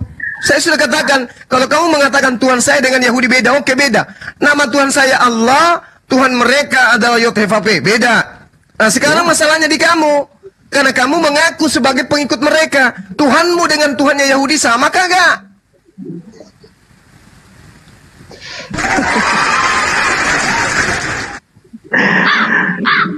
Udah nangis. Kenabian itu tidak ada datang dari bangsa Arab, Pak ya. Ada nggak nabi datang dari Yunani? Ada nggak datang dari Yunani? Siapa nabi kami dari Yunani? Siapa? Lah kalau yang menulis kitabmu itu bahasa Yunani itu apa? Karena pada masa itu adalah bahasa yang paling internasional, bahasa Yunani. Bahasa internasional. Jadi maksudmu Tuhan berfirman dalam bahasa Yunani gitu? Jadi maksudmu, Tuhan berfirman dalam bahasa Yunani gitu? Terus Tuhan Allah berfirman sama pakai bahasa Arab? Dari mana? Bahasa Arab itu bahasa serumpun dari keturunan Abraham. Ada 3 bahasa keturunan Abraham itu. Ibrani, Aramaik, Arab. Keturunan Abraham memiliki 3 bahasa. Ibrani, Aram, Arab. Yunani tidak. Yunani itu bahasa paganisme. Sekarang saya tanya, ada nggak nabi yang menggunakan bahasa Yunani? Saya tanya, ada tidak nabi yang menggunakan bahasa Yunani? Ada nggak? Justru itu saya kejar kamu sekarang. Kau justru saya yang kejar kamu. Ada tidak nabi yang berbahasa Yunani? Kami mencuri kata Allah ya. Ada tidak nabi? Dengar, ada tidak nabi yang menggunakan bahasa Yunani? Ada tidak Nabi menggunakan bahasa Yunani? Ada tidak Nabi menggunakan bahasa Yunani? Ada enggak? Kamu bilang bangsa Semitik keturunan Abraham. Kamu salah. Salahnya di mana? Bangsa Semitik itu keturunan dari mana? Namanya Semitik. Itu berasal dari kata Sem. Anaknya daripada Nabi Nuh. Yang Terus diam di Timur Tengah. Kamu bilang kenapa larinya ke situ? Kuculuk. Kenapa lari ke situ? Yang kita bahas ini Abraham. Abraham punya keturunan. Ada yang disebut Ishak, ada yang disebut Ismail. Tahu nggak bangsa Semitik itu? Ismail keturunannya bahasa Arab. Ishak keturunannya bahasa Ibrani. Nah ini bahasa Yunani keturunan dari mana? Hah? Makanya kamu sok pintar. Bahasa Yunani ini dari keturunan yang mana? Bahasa Ibrani dari keturunan Ishak. Bahasa Arab dari keturunan Ismail. Bahasa Yunani dari keturunan siapa? Kamu paham tidak? Semitik itu berarti berasal dari keturunan Nabi Sem. Keturunan Nabi, anaknya Nabi Nuh. Ini pendeta dengan jemaat sama-sama aja. Yang menipu dengan yang ditipu sama-sama aja. Gak ada ilmu. Udah kau nangis di pojokan aja dulu. Cek. Assalamualaikum warahmatullahi wabarakatuh. Waalaikum. Ya, gimana bang? Pendeta? Berbening pendeta? Waalaikumsalam warahmatullahi wabarakatuh. Enggak bang, saya mualaf bang. Cuman saya mendengar ini Pak Pendeta ataupun para jemaahnya kayak Waalaikumsalam warahmatullahi wabarakatuh. Ya, saya mendengar tadi itu pendeta yang naik karena sama ini jemaahnya ini kan otaknya dongo semua gitu loh. Kenapa sih bawakan itu pendetamu 3.000 pendeta di sini biar pintar otak kalian tuh mengikut gitu loh. Tepuk tangan dulu. Kalau hanya datang asumsi aja. Mu'allaf memang pintar-pintar semua, Masya Allah. Enggak. Kalau otaknya dongo kayak pendetanya juga buat apa ya kan? Makan udang sana biar otakmu lari mundur kayak udang tuh, bego. Harusnya kalian tuh sadar, kalian tuh bangsa terbelakang itu. Semua yang mendiami negara-negara umat muslim itu semua bangsa-bangsa terbelakang. Apa yang kalian bisa bikin? Hah? Apa? Penikmat teknologi? Apa kalian bisa bikin? Itu menandakan ajaran kalian salah. Jadi maksudmu penemuan-penemuan teknologi yang ada ini itu ditemukan dari Bible? Justru karena pohonnya lah menghasilkan buah yang bagus. Oke. Pohonnya salah. Kalau ular makan debu itu apa? Apa yang berhubungan dengan teknologi ular makan debu? Sadarlah kalian. Jangan kalian sadar macam ditanya begitu. Ditanya kok begitu? Apa yang ditemukan oleh orang Kristen berdasarkan Bible? Ular makan debu. Juma, biar kau paham Juma. Kau pergi berhaji naik pesawat itu karena orang kafir ya. Supaya kau bisa cium batu. Gitu. Apa itu? Batu hitam itu. Hah? Oh gitu. Saya tanya samamu, ular makan debu itu. Ular makan debu itu faedahnya dan apa implementasinya dalam ilmu pengetahuan? Coba jawab. Sekarang saya tanya kamu. Ya. 546 coba. Ayo, 546. Bacakan saya. Bacakan saya. Kamu disuruh mengimani kitab sebelum, termasuk misalnya Injil. Dan sekarang kamu mengolok-olok Injil. Apa yang kamu imani? Injil yang dimaksud itu bukan Bible, tuyul. Injil yang dimaksud itu adalah firman Tuhan yang Isa terima. Itulah kamu.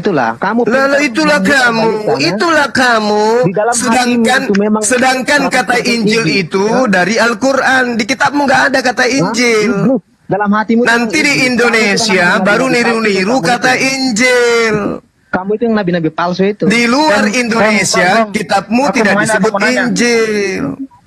Di Indonesia aja baru mengambil kata Injil dari Al-Quran. di luar Indonesia, Kristen-Kristen itu tidak kenal kata Injil. Dengar. Di luar Indonesia tidak kenal kata Injil Kristen itu. Injil itu murni dari Al-Quran. Kamu rampok dari Al-Quran. Di luar Indonesia tidak mengenal kata Injil. Paham? Kamu tadi bilang bahasa Semit. Bahasa Semit itu adalah terdiri dari Aram, Ibrani sama apa satu lagi itu? Yunani. Bukan. Itu bahasa Semit. Bahasa Semit itu berarti kita rumpun Melayu, Indonesia, Malaysia. Lucu. Jangan kamu bilang itu bahasa Arab. Terus? Saya tanya kamu, umat Kristen Arab itu ada tahun berapa? Kristen Arab.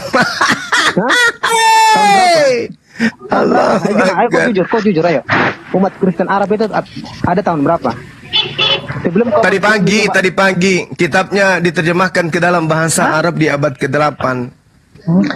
Saya tanya umat Kristen yang berdiam di Arab itu berada tahun berapa? Ada tahun berapa?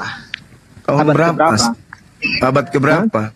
Abad keberapa? Saya tanya kamu. Ya saya tanya kamu yang tahu itu agamamu, ngapain kau tanya saya? Makanya kamu jangan mengklaim. Kok makanya pula, ngapain saya urusin agama Kristen?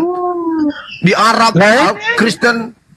Kamu mengklaim itu dari saya tidak ngurusin. Saya cuma menjelaskan di bidangnya orang Kristen karya Roma itu ketika masuk ke Indonesia banyak merampok istilah-istilah Al-Quran. Paham?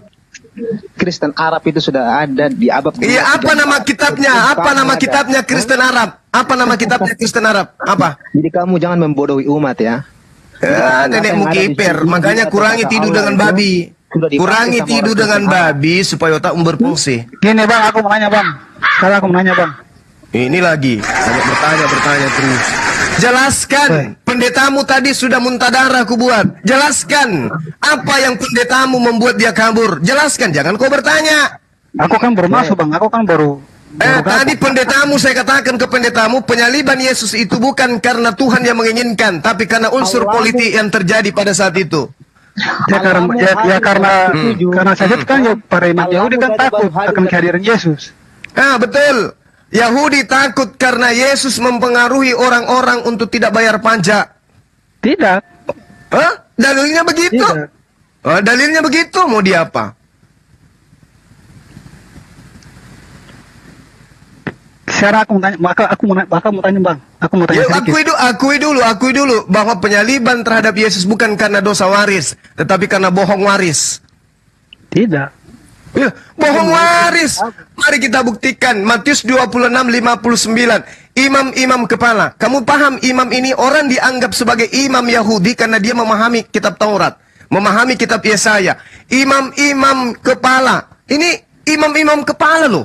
Bukan jemaat biasa. Imam-imam kepala. Malah seluruh mahkamah agama. Mahkamah agama loh. Para ahli Taurat mencari kesaksian-kesaksian palsu terhadap Yesus supaya Yesus dapat dihukum mati. Nih, bang, ini bang, kebohongan palsu ini. Aku mau tanya. Jadi penyaliban Yesus itu adalah kebohongan yang diwariskan. Bukan dosa waris, tapi bohong waris. Paham itu? Ini bang, aku mau nanya, bisa nggak? Anda sudah akui kan? Penyaliban adalah bohong waris. Tidak, itu kan menurut abang. Ini menurut dalil. Ini menurut dalil. Anda percaya dalil? Anda percaya dalil di dalam kitab Anda? Percaya. Percaya. Ini imam-imam kepala, malah seluruh mahkamah agama mencari kesaksian palsu terhadap Yesus supaya Yesus bisa dihukum mati. Berhasil tidak mereka melakukan kesaksian palsu? Berhasil. Berarti penyaliban Yesus adalah bohong waris. Nah, berarti apa yang tertulis di kitab abang juga itu palsu tentang Yesus. Kenapa larinya ke kitab saya? Iya kan? Iya kan? Kenapa kitab saya? Begini. Emang ada Yesus dibahas di kitab saya? Lalu yang Nabi Isa yang ada di Al-Quran itu. Oh, Anda sudah mengakui Nabi Isa itu adalah Yesus? Bukannya baru-baru diganti kenaikan Yesus Kristus? Oh, kenapa?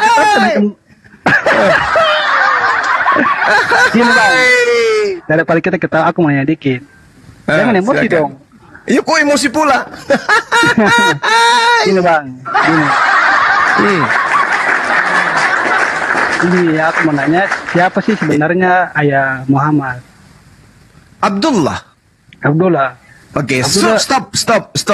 Pertanyaan yang sama. Siapa nama ayah Paulus? Aku kan nanya kamu tadi abang. Saya kan udah jawab. Abdullah. Sekarang tugasmu menjawab nama bapaknya Paulus siapa? Jujur ya abang, gitu, bang. Aku jujurin abang. Aku nggak terlalu tahu tentang kekristenan, Pak. Karena saya Hindu. Oh gitu? Iya. Yakin Anda Hindu? Iya, jadi aku menang dikit. Coba katakan. Coba katakan bahwa Yesus itu. Dengar. Kalau Anda Hindu, kenapa larinya ke Nabi Isa membandingkan Yesus? Bukan, lalu kan begini bang. Malu dia ini, malu. Bukan, malu dia ini. Malu mengakui agamanya. Kok malu? Coba katakan Yesus itu hanyalah ciptaan. Ya itu nanti urusan dengan kalau saya cuma ingin bertanya. Coba kamu bilang Yesus itu adalah ciptaan Tuhan, yaitu ciptaan Allah. Berani nggak? Itu nanti urusan abang dengan orang Kristen, bukan dengan saya. Allahu Akbar. Agama Hindu katanya. Nanti ditanya tentang Hindu nggak jawab. Yang penting aku mau bertanya dulu. Yakin Anda bisa jawab kalau saya tanya tentang agama Hindu? Yang penting aku bertanya dulu.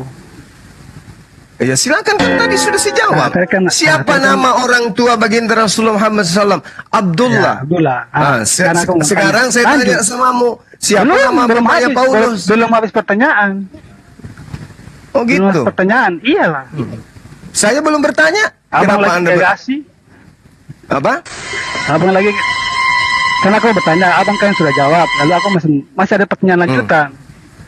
Abdullah hidup dengan Siti kapan? 3 bulan setelah menikah kan? Muhammad lahir. Iya kan? Begini. Setelah mereka berdua menikah, kan bersama dengan apa nih? Kakek Muhammad menikah juga dengan kakek. Dengan Siti siapa dia menikah? Abdullah menikah dengan Siti? Abdullah menikah dengan Ibu Muhammad. Iya, namanya siapa? Namanya siapa? Kalau Anda tidak dengarkan. Kalau nama ibu dari Nabi Muhammad Anda nggak tahu, berarti tidak ada perangkat di dalam kepala Anda yang bisa menampung jawaban saya. Percuma. Sekarang saya tanya tentang Hindu aja. Oke? Boleh? Googling dia Bang Zuma, lagi googling dia. Aduh, parah ini. Boleh saya tanya? Boleh saya tanya tentang Hindu? Hati-hati pecah kepalamu kalau saya tanya. Boleh? Hai.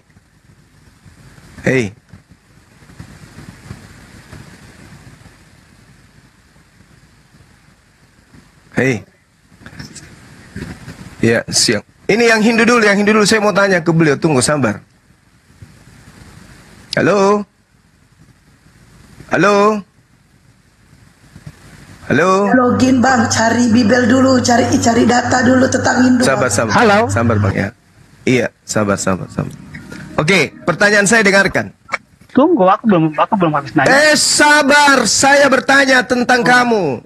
Di dalam kitab Adarwitma, dengar. Dalam kitab Adarwitma, dengar. Ada sosok manusia. Kabur. Loh, kenapa ini? Saya bertanya tentang Hindu kalau kamu benar-benar Hindu, bukan Oten yang nyamar karena malu mengaku mau Kristen. Bertanya dulu. Aku kan belum habis bertanya. Saya sudah jawab pertanyaan. Belum.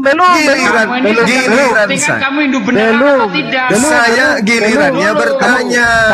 Saya gilirannya bertanya. Kamu belum habis menjawab.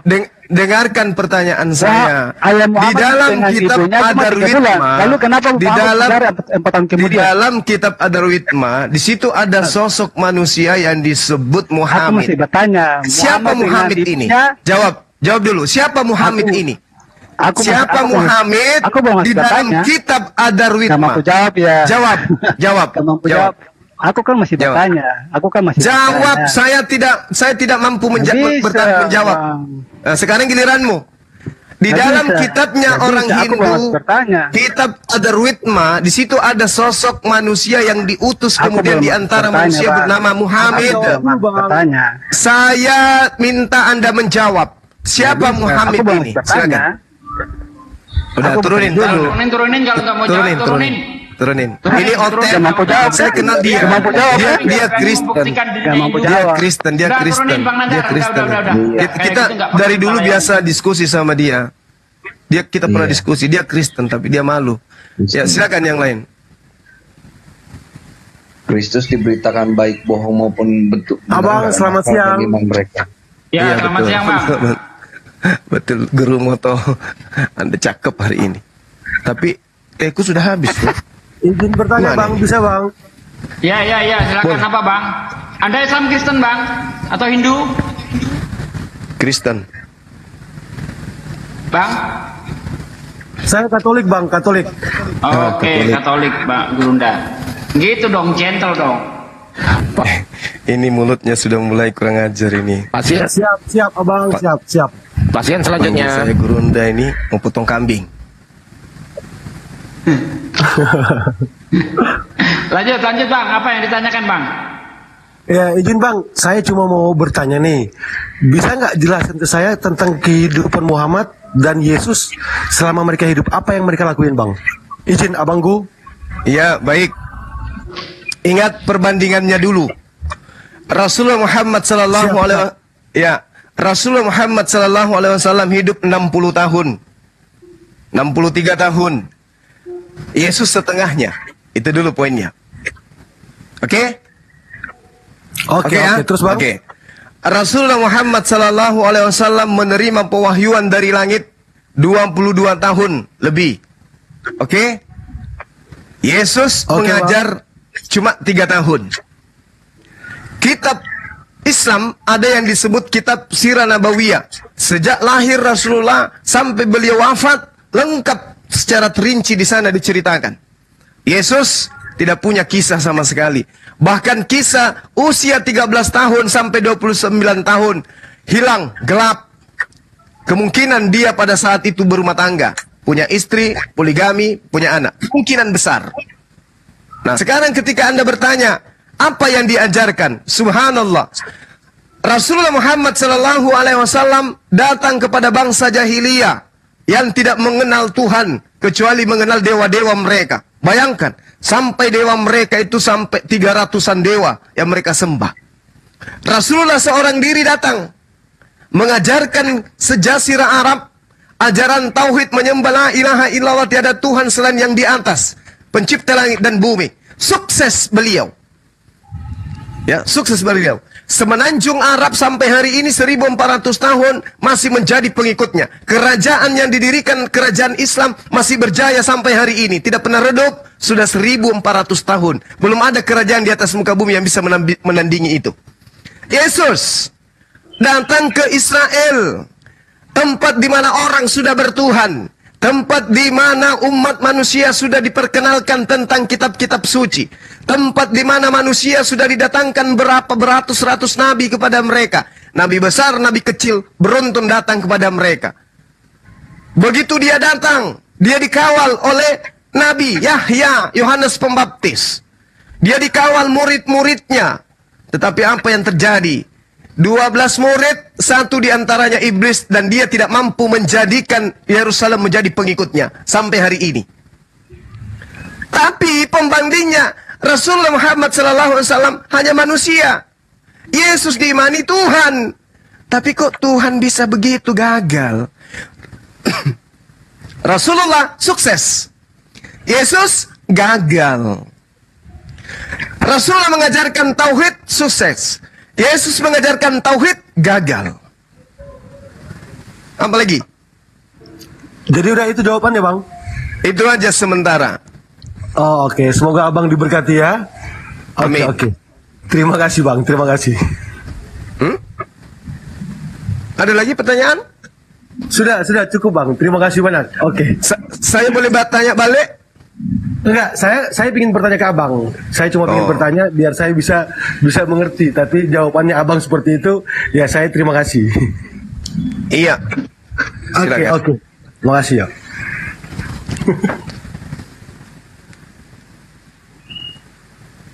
Tuhan gagal, Nabi berhasil. Oke, lanjut yang lain.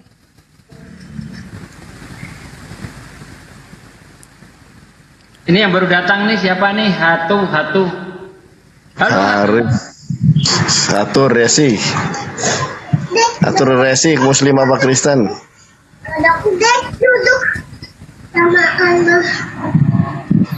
Atur Resi. Oh, Muslim. Muslim Bang. Waalaikumsalam warahmatullahi wabarakatuh. Bang, nama akun Merdeka coba naikin Bang Nandar. Oh, Kristen ya. Tanya Kristen ya.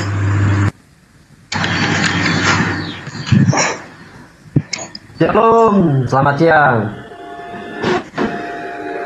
Merdeka. Ya, Merdeka, shalom. Aduh, kebetulan pas ketemu dengan Gurunda di sini. Bang Gurunda boleh bertanya nggak, Bang Gurunda? Dari sekte mana, Bang? Oh, saya Kristen, Bang. Nggak usah pakai tes Kristen, Bang. Saya pengikut Yesus Kristus. Kalau pengikut nggak mungkin Kristen. Iya, nggak apa-apa, Bang. Terserah kamu aja. Saya gini. Lo bukan di sini. Iya.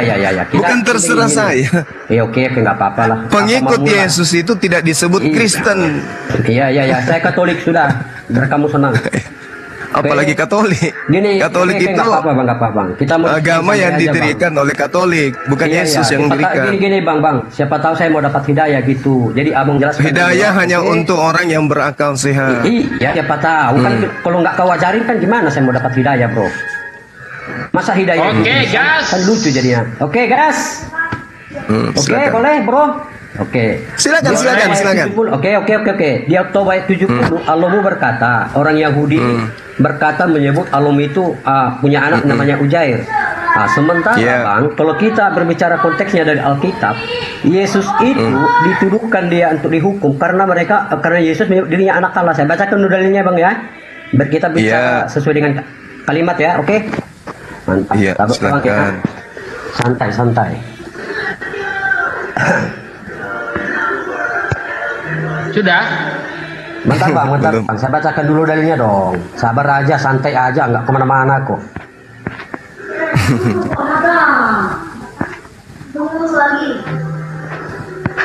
Santai lah. Pertanyaan yang bagus, silakan dijawab Gurunda. Pertanyaan.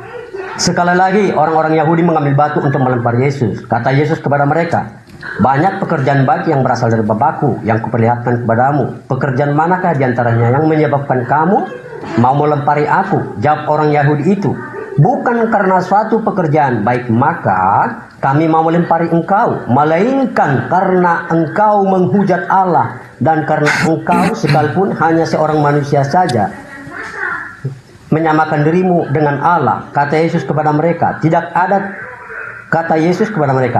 ada tertulis dalam kitab Taurat kamu, aku telah berfirman kamu adalah Allah. Jikalau mereka kepada siapa firman itu sampaikan disebut Allah, sedang kitab suci tidak dapat dibatalkan, masihkah kamu berkata kepada dia yang dikuduskan oleh Bapa yang telah diutusnya ke dalam dunia, engkau menghujat Allah? Benar ya Bang ya, poinnya di sini ya. Engkau menghujat Allah karena aku telah berkata aku anak Allah. Oke, situ poinnya. Jadi gini Bang, di Oktober 70 itu Alomu berkata bahwa orang Yahudi 70 atau 30? Sorry bro. Di Oktober 30 Alomu berkata membuat tuduhan bahwa orang Yahudi ini menyebut Alomu ini punya nama anak bernama Ujair. Pertanyaan saya Bang, logikanya Yesus aja gini. Logikanya Yesus aja menyebut dirinya anak Allah dan itu alasan mereka untuk merajam Yesus, untuk menyerahkan mereka kepada bangsa-bangsa yang tidak mengenal Allah. Lalu dari mana ceritanya Alomu membuat tuduhan bahwa orang Yahudi menyebut Alomu itu punya anak bernama Ujair? Atau gini deh, bisa nggak kau buktikan selain dari Al-Quranmu ada orang Yahudi yang menyebut Ujair itu anak Allah? Silakan dijawab Bang. Oke, baik. Dalil ya. Saya berbicara dalil loh. Iya, baik. Iya, baik. Jadi gini, Anda ini harusnya malu bertanya seperti ini. Kenapa? Di dalam kitabmu itu bertaburan data di mana kalian mengaku sebagai anak-anak Tuhan. Roma 8. Tunggu dulu, sabar. Silakan Bang, silakan sabar. Oke, mantap Bang. Sabar, kamu bertanya berarti kamu murid. Saya guru menjelaskan, jangan sampai ini kabur melengket di biji matamu. Roma 8. Murid cerewet, penghapus nanti melayang. Penghapus melayang kena bibirmu nanti bengkak lagi. Jangan menghujat. Kau diam. Guru lagi menjelaskan, jangan sampai kapur melayang masuk ke mulutmu. Galatia 3 nomor 26. Sebab kamu semua adalah anak-anak Allah karena iman di dalam Yesus Kristus. Ini sudah muncul pembuktian bahwa orang Yahudi kan selalu menyebut dirinya sebagai anak Allah. Ini bukti. Bahkan orang Roma pun mengaku-ngaku sebagai anak Allah. Kenapa? Imbas daripada apa yang ada di dalam kitabnya Bani Israel. Adonai Beni Bechore Israel. Itu kitab. Di dalam kitabnya orang Yahudi. Keluaran 4 nomor 22. Oke? Orang-orang Yahudi selalu mengaku sebagai anak Tuhan. Paham enggak? Ngerti enggak di situ? Makanya Al-Quran tidak pernah keliru. Kalau Uzair yang adalah Esra, Anda harus pahami bagaimana kemudian orang-orang Yahudi mengatakan bahwa Esra itu sebagai anak Tuhan. Kenapa dikatakan sebagai anak Tuhan? Karena Esra mampu menghafal Torah yang sudah hilang ratusan tahun yang dibawa oleh Nabi Musa. Tapi di dalam lisan Esra, dia mampu menuturkan Taurat itu kembali menjadi Torah lisan. Paham? Sehingga orang-orang Yahudi pada zaman itu menganggap Esra ini sebagai anak Tuhan, anak Allah. Apa pembuktian secara histori? Dikatakan di dalam iman kalian bahwa orang-orang Israel itu menggelari dirinya sebagai anak-anak Tuhan. Bene Elohim, Bene Elohim, Bene Elohim. Kristen pun ikut numpang tenar dengan mengatakan diri mereka adalah anak-anak Elohim. Iya kan?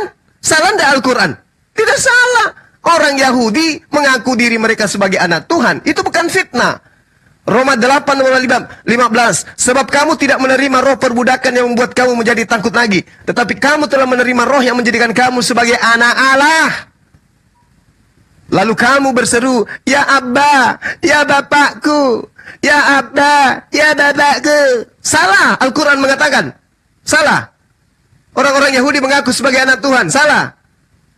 Kristen yang bukan Yahudi pun ikut-ikutan lata, sok-sokan, biar dibilang sebagai anak Tuhan. 1 Yohanes 3 nomor 1.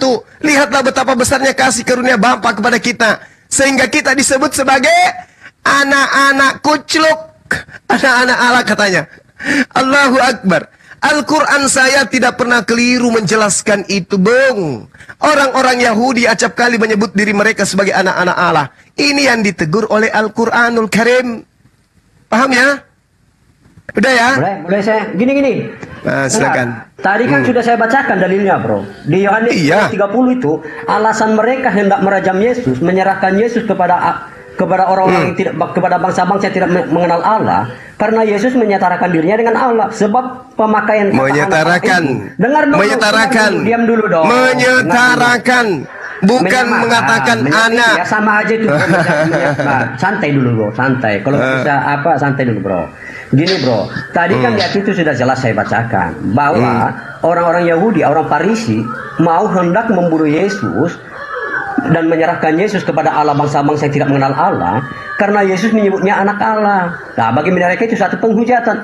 Bagaimana logikanya Allah menongol di abad ke-7 berkata orang Yahudi menyebut Allah itu punya anak Uzair. Coba dulu buktikan dulu di kitab suci Al-Quranmu di mana dalilnya orang Yahudi menyebut anak Allah. Silakan, jangan lari dari topik, Bro. Oke. Kamu ngerti orang-orang Saduki? Pertanyaan saya, Bro. Saya tanya dulu, kamu ngerti nggak orang Saduki? Saya tanya dulu. Kamu ngerti orang Saduki? Orang Saduki dengan orang Farisi, dengar dulu ya. Di kitab tadi orang Yahudi, orang Farisi, orang Saduki, dengar. Karena mereka mendengar Yesus menyebut dirinya anak Allah, bagi mereka itu satu penghujatan. Karena itu sama saja menyamakan dirinya dengan Allah. Lalu ada nggak orang Saduki di situ? Dengar. Dulu, bro. Ada nggak orang Saduki di situ? Diam dulu, bro. Diam. Di situ kan yang hidup kan bukan hanya orang Saduki, bro. Ada nggak Saduki di situ? Ketanya dulu. Yang bersoal jawab dengan Yesus di Yohanes 10 itu ada orang Saduki? Dulu, brother. Ada orang Saduki di situ? Gitu. Ada orang Saduki di situ? Kamu harus tunjukkan kebenaran Al-Quranmu. Ini saya tanya. Ini. Ada nggak orang Saduki di situ? Ada nggak orang Saduki? Aduh, jangan ngomong nyerocos dulu gini. Kita kan berbicara sih. Kamu yang nyerocos, saya tanya. Ada nggak orang Saduki bertanya jawab kepada Yesus pada saat itu?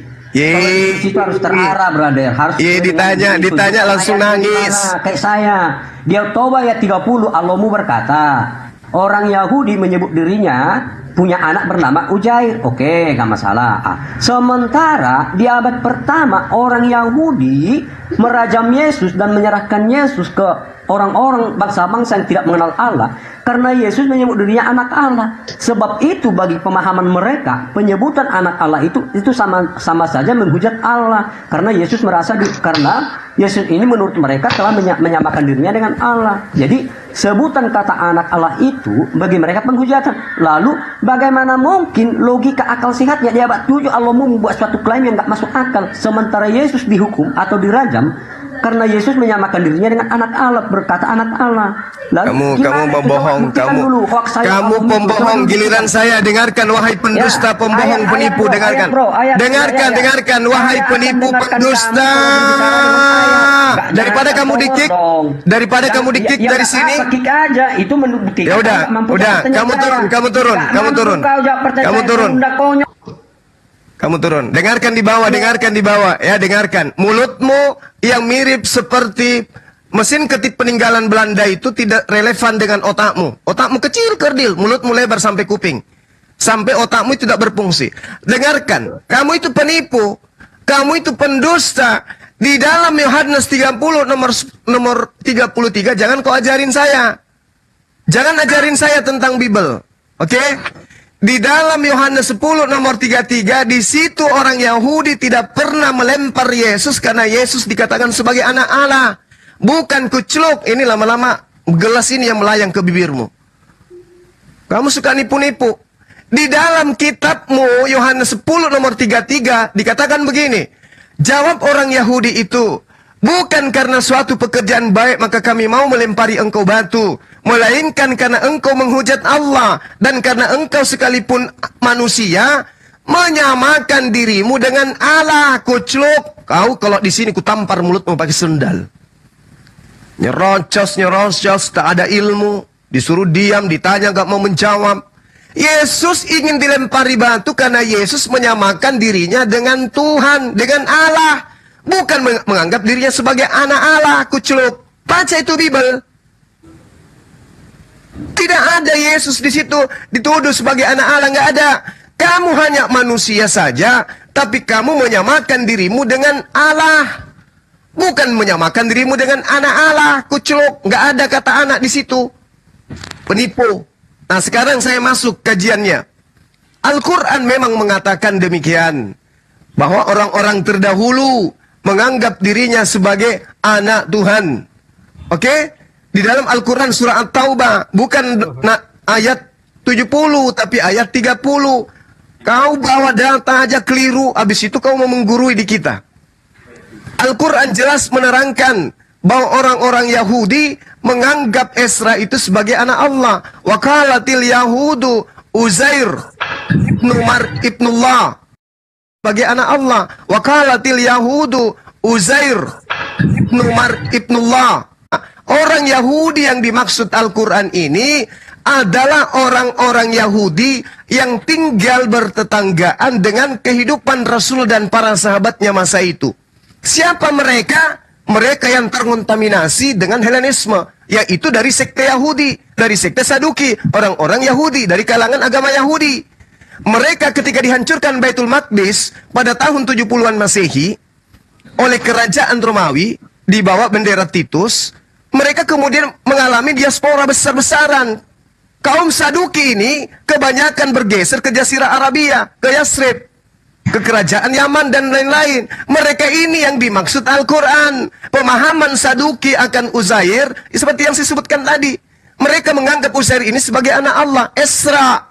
Karena mereka menganggap lebih hebat daripada Nabi Musa. Orang-orang Saduki menganggap bahwa Esra ini lebih hebat daripada Nabi Musa. Sebab Esra menghafal isi Torah di dalam dirinya, dalam hatinya, dalam kepalanya. Itulah makanya Esra dianggap sebagai Torah daging atau kitab Torah yang menjadi manusia, kucluk. Itu pemahaman Yahudi dari sekte Saduki. Itu yang dibahas Al-Quran. Bukan orang Saduki yang sesama dengan Yesus. Dasar buntala. Bertanya aja repot. Ilmu nihil. Mulut nggak pernah berhenti bicara. Jadi kesimpulannya adalah ketika Al-Quran mengatakan bahwasanya orang Yahudi menganggap Esra itu sebagai anak Tuhan, anak Allah, itu betul dari kalangan Saduki. Orang-orang Saduki menganggap kemudian Esra itu sebagai Torah daging atau Torah hidup. Paham ya? Dan itu bukan Yahudi yang ada bersama dengan Yesus. Yahudi yang dimaksud Al-Quran itu adalah orang-orang Saduki yang hidup di Yasrib, yang hidup di Yaman, dan seterusnya yang ada di Jazirah Arab.